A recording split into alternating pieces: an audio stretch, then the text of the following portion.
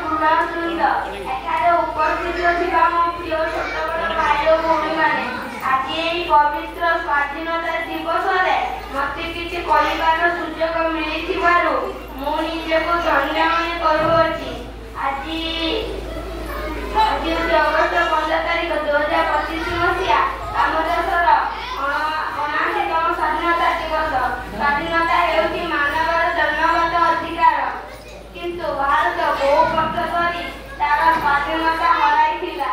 दीर्घ 200 वर्षर शासन पर आम देश 1987 मसीहा अगस्त मास 14 तारिख दिन मध्यरात्रि स्वाधीनता लाभ करिथिला। आम देश को स्वाधीन करिबारे बहु संग्रामी मानकर अवदान रहिछि। सेथि मध्यरु महात्मा गांधी, सुभाष चंद्र बोस, जवाहरलाल नेहरू, भगत सिंह, बाजीराव, सरदार वल्लभभाई पटेल एमिति अनेक वीर पुरुष मानकर अवदान रहिछि। आमे समस्त आम जन्म माटी भारत मातार सदा सर्वदा सम्मान रक्षा करिबा उचित। आमे समस्त भारतीय बोली गर्व